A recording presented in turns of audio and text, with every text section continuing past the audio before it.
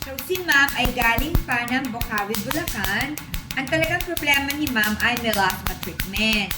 Pero nanggaling na kasi kami sa Pico Laser and then yung 11 na products na inilalagay niya sa kanyang mukha.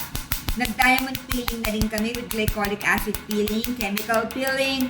So ngayon, nag-glycolic acid peeling din kami with black carbon laser. Actually, sobrang ganda na ng improvement ng skin ni Ma'am.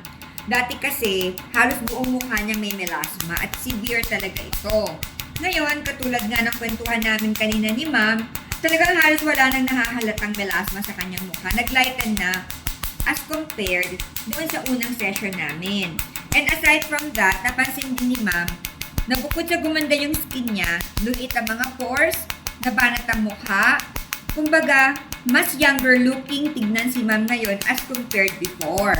Ang sabi ko nga dati sa kanya, nung first session namin, ang skin niya is aging, tumatandang skin. Ngayon, nakakailang sessions na kami, talagang very young looking na ang skin ni Ma'am.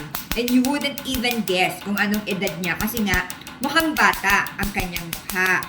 So ngayon tanungin natin si Ma'am kasi mahirap naman kung laging ako na lang ang nagsasalita. Kung ano ba talaga ang nararamdaman ni Ma'am ngayong ganyan ang skin niya as compared sa nararamdaman niya noong bago pa lang siya magpagawa sa amin. Sige nga Ma'am, mag-share ka naman ng inyong experience to your road to your beautiful skin. Po sa ngayon po ma'am, nagpapasalamat po talaga ako na malaki na po yung improvement ng skin ko at saka pumuti na po talaga, nawala na rin yung melasma ko. Baga, halos hindi mo na rin po siya mahahalata. Paano Kuminis po din ba po. yung skin nyo nung first session natin?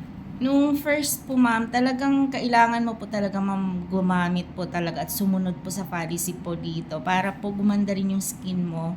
Kailangan mo po ma'am gumamit po sa umaga, sa gabi, at saka po yung kailangan po talaga yung maghihilamos po talaga ng mukha at magtutuner po talaga. At saka yung sunblock, dapat lagi po gumamit ng sunblock bago lumabas ng bahay kasi po yun yung protection po natin. At saka ma'am, mapapansin nyo po talaga na sa unang gamit mo pa lang parang iba na yung mukha mo pumuputi ka na at saka yung bumabata din yung itsura mo po Ayun. dahil sa product po ninyo dito ma'am at saka pag-aalaga nyo din po sa amin to. So, ibig niyo Ma'am sabihin, ang pagganda or pagkawala or pagka-fade or pagka-light ng inyong melasma ay nakasalalay sa procedure na ginagawa natin dito, sa pagsunod sa lahat ng mga ina-advise sa inyo, paggamit ng lahat ng mga produkto at yung regular session na actually wala naman kayong palye kapag nagpupunta kayo, lagi kayo uma-attend kung ano yung schedule ninyo. So, sa tingin nyo po, yung po yung talagang sikreto. Opo ma'am, yun po yung sekreto po, yung sumusunod po talaga at saka po yung pagpunta lagi po dito. At kung ano po yung advice po ninyo, dapat sumunod po tayo para po mawala po talaga yung melasma natin at gumanda din po tayo. Wow! Opo. Naku, marami nang ma-encourage na in the end, laging may pag-asa, no? Opo ma'am, hindi po mawawala po pag hindi po tayo susunod. Kailangan po talaga sikapin din po natin na sumunod po para gumanda po yung skin natin. Para mawala po yung melasma. Kasi ang hirap po tanggalin talaga Parang maiiyak ka na lang na pagtitingin ka sa mukha mo, parang ang itim-itim na.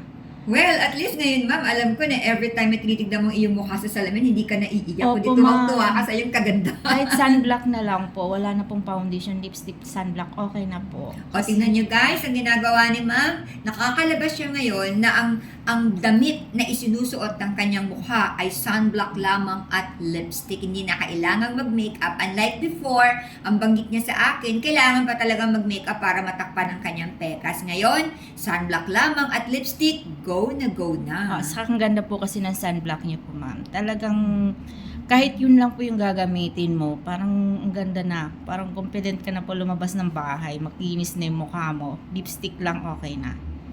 O ano guys, alam nyo na ha, kung meron din kayong problema, katulad ng problema ni Ma'am, pekas, hyperpigmentation, melasma, well, alam nyo na kung saan kayo dapat magpunta. Dito mismo sa page ng video na ito, kung saan nyo napapanood itong video. So kami mismo ang sasagot sa inyo kapag kayo ay nagpa-message sa Facebook page namin. Saka nakakabata siya, ma'am, nakakawala ng wrinkles po. Yung mga kulubot-kulubot natin sa mukha. Parang pag lagi-lagi ko po kayo gumagamit at pumunta dito, nawawala po yung kulubot ng mukha. Kasi ako 47 na po ako eh. Talagang mayroon na. Sinabi naman kanyang edad, pero pag nakita niyo si Ma'am, wala siya po 40 years old. Wala, hindi kita. Kasi nga, tulad nga ng sabi ni Ma'am, may mga kalubot na mukha niya, nawala. Nawala po talaga. Ayun guys, so ano guys, pagkatapos yung panoorin tong video na ito ha, i-click nyo lang yung button na yan, mag-message kayo sa amin, ako mismo ang sasagot sa inyo, at dito lamang po kami sa Novaliches Bayan, Quezon City. O sige ma, magbabay ka na po sa kanila. Bye po. Salamat. Bye guys, have a nice day!